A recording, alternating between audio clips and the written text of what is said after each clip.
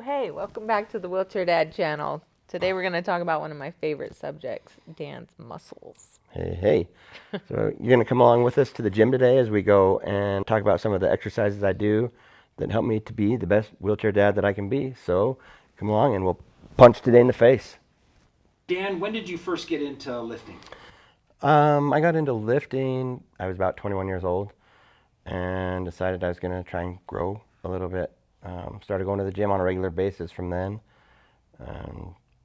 Kept on hitting it for a lot of years, got to where it was a regular thing for me. Andrea, what have you noticed about his consistency in the gym?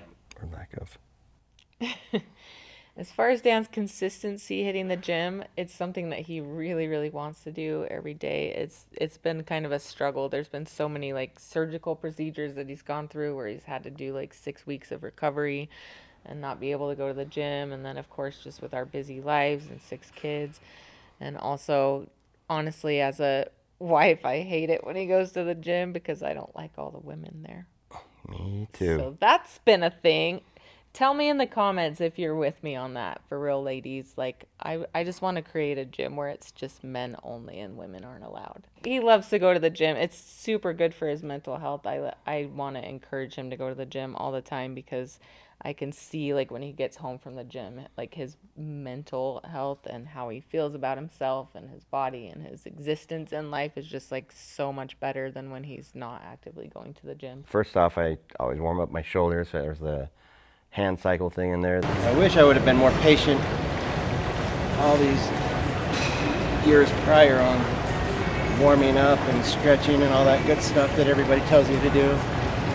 And then when you're young and dumb and invincible, you don't ever do it. I do actually go over and try and use a like seated leg sled thing. I just don't do calf raises and stuff. No. My leg muscles are really out of the equation on a lot of it, but after I get warmed up, I just go over and try and focus on different muscle groups on my upper body. And everything takes a little bit longer, though. As you've seen in some of our other videos, it's just a longer process. It takes longer to transfer on and off the machines and to move weights around and all that kind of stuff. So it is a 2 to 3 hour process every time he goes.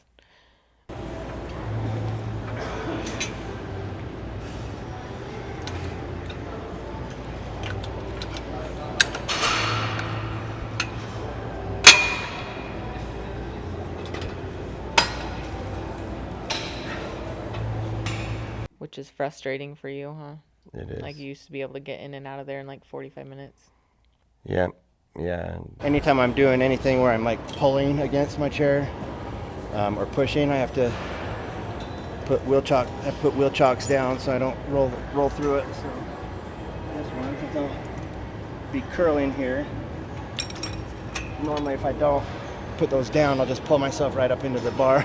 So When I was lifting like regularly before my injury, one, it showed a lot more. I was a really big muscly guy, and I could just show up and go in 45 minutes, get a really good dedicated workout and get out of there. And now it's like I go in and I got the same mindset, just trying to get in and rush around and do everything, but yeah, it just doesn't happen. It's slow to pick weights up and put them back and to transfer over and onto the bench, to even get on when I get onto a bench, to lay back down flat on it. From being in a wheelchair and seated so much of the time nowadays, it takes a lot of time to even be able to straighten out. When I have a flat, hard surface behind me, it's kind of a chore. So there's all sorts of different extra things that come into play, and so just try to work around all that. I spin this around to the side. I have to use it to try to get back up because my core isn't great.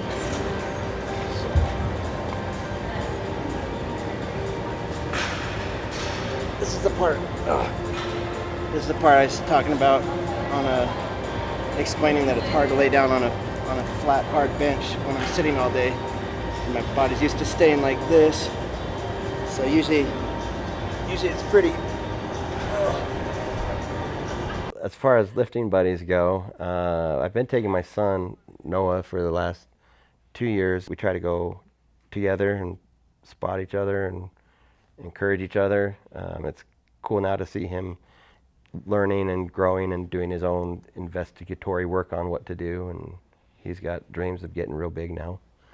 When So, Noah's not there with you, though, people are really nice to step in and do spotting and step in and help you change weights and stuff sometimes, right? yeah, people are always overly nice to me. I just figure it's my personality.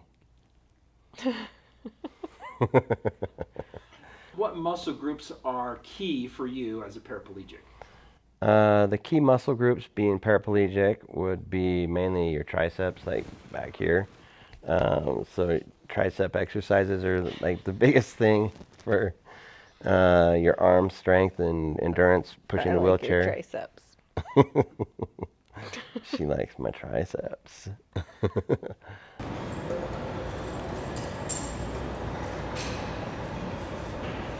This pre-workout stuff makes you jittery. Little fiend in here.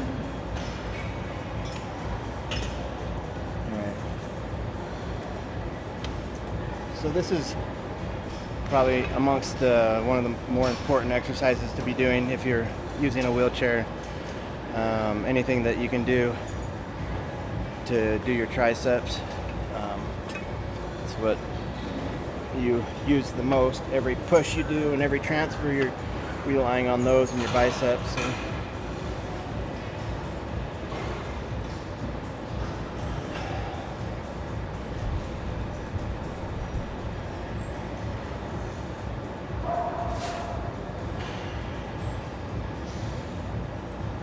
And your legs are in the way a little bit.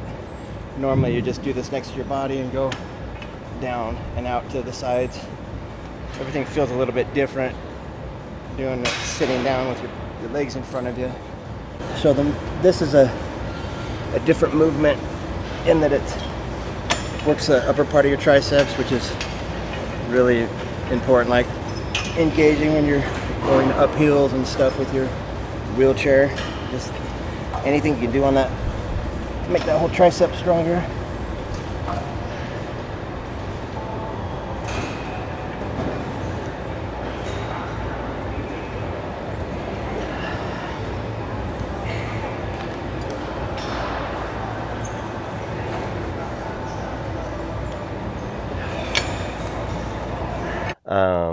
And then biceps and my chest area, because that's what Andrea really likes to do too. Oh, there's a So, microphone there. oh. I used to run marathons and stuff before my injury, but I've not done any running lately. So, still trying to figure out how to burn calories. Just having good upper body strength, like bench pressing is always sort of an important one that kind of incorporates everything for me. That, and then being able to do my back exercises is really important. Since my back is broken, I still really focus on trying to like build muscles around in my back to just help keep everything aligned the way it should be, and still have strength because I'm in a wheelchair, like having to transfer in and out of the car, being able to push around as much as you do. You use your shoulders a lot, and I actually have to have a total shoulder replacement. I've got it scheduled out for the middle of October, so we'll see. I'm already like getting cold feet, aside from the fact that they are usually cold anyways. But like hypothetically, I just want to be truthful on what we're talking about here. So like the mental cold feet is really kicking in, and trying to think of what else I might do besides the shoulder surgery. But the 6 to 8 week thing really freaks me out. The doctor has talked about there's a period afterwards, 6 to 8 weeks, where I'll be wiping this arm out, and I already don't have the legs to really count on, so I'll just have this arm here, which isn't that great either. It's got shoulder issues too, and it's just not as bad. Like I can still move this one around. This one, like, it's falling apart pretty quick. What are just some other everyday actions we take for granted that he really needs to train? Shut up. Don't blush, baby. They don't even know that part.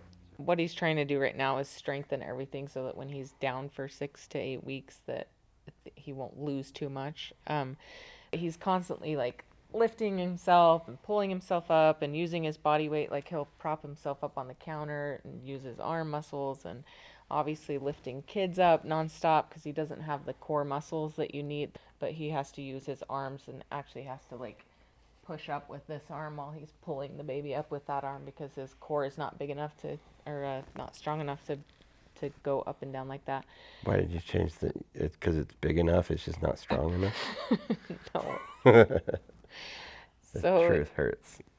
Sorry. it's always important for him to have upper body strength. But again, I think for me and what I observe with him, like the most important thing about the gym after he had his accident is just the mental strength that it gives him. So Dan, just what are you benching these days?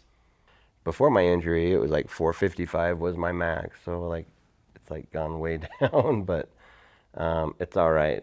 I think I got 225 up the other day with my son, but like any movement, even just with the bar, like lifting as far as bench press goes, it pops a lot. I just put a mask on and then I can go in and work out whatever I want and not worry about numbers. I always have to lecture him before he leaves the house. Make sure you don't push yourself too hard. Don't hurt yourself. Don't hurt your shoulders. He goes live a lot when he's at the gym, and I see him pushing way too hard.